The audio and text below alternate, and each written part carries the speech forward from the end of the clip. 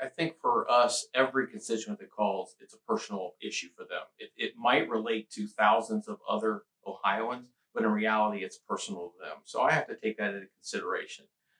The other thing I have to remember is anything that I choose to do for that one individual is going to affect thousands, if not millions, of other Ohioans.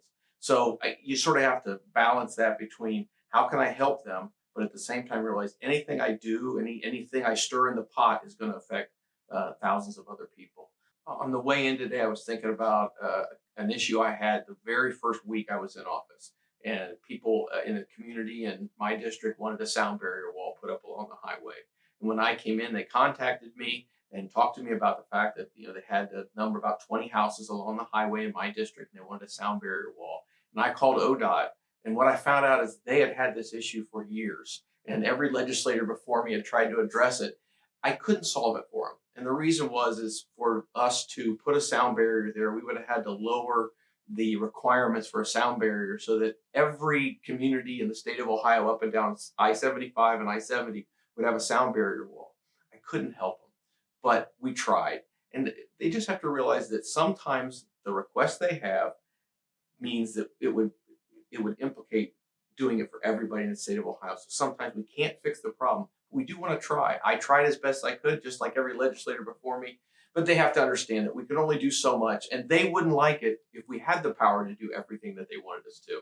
For me, a constituent issue is very important, and it's something I have to look into. That's how Megan helps me, is she helps me sort through all those different issues. I may get one call, I may get 1,000 calls, and she has to, in my legislative constituent aide, has to sort through that and find out, okay, is this a real issue? Is this just one little thing we can fix? But that's what I have to look at, because every constituent issue is personal.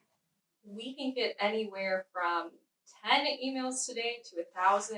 It can be very massive or very little. So I think our first base is just determining is this something that's a legislative fix or is this an agency fix?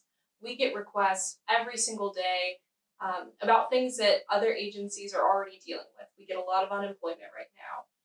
Even in the ag space, we have people that need help with Department of Agriculture that we can't help. Sometimes it's, the form is in place, there's already programs in place, and it's just connecting people to where they can get that information. So we do a mix of that. Everything eventually gets escalated up to Rep. Koehler, whether I'm summarizing it for him or giving him a phone number to call. But, that communication kind of starts with me and ends with him, and we decide as a team where to move forward. And if a constituent has an issue, a lot of times they've been calling into some low-level individual in a state agency. We can call in from the top. The one thing that's different is we never hear back.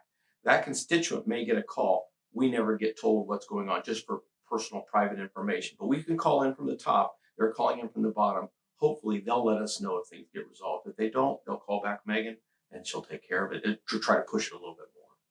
I would think the other thing about working with constituents is don't forget about your associations. There's a lot of groups that come to us, whether it's Municipal League, the County Commissioners Association, the Township Association.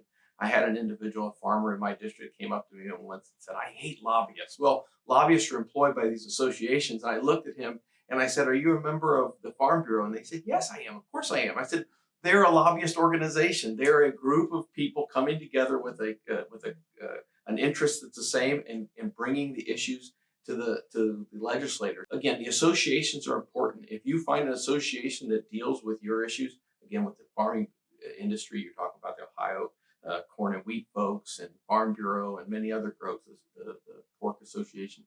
Those are all people that speak for farmers as well. And so get involved in them, because they do have a voice here, because they represent hundreds and thousands of farmers in the state of Ohio.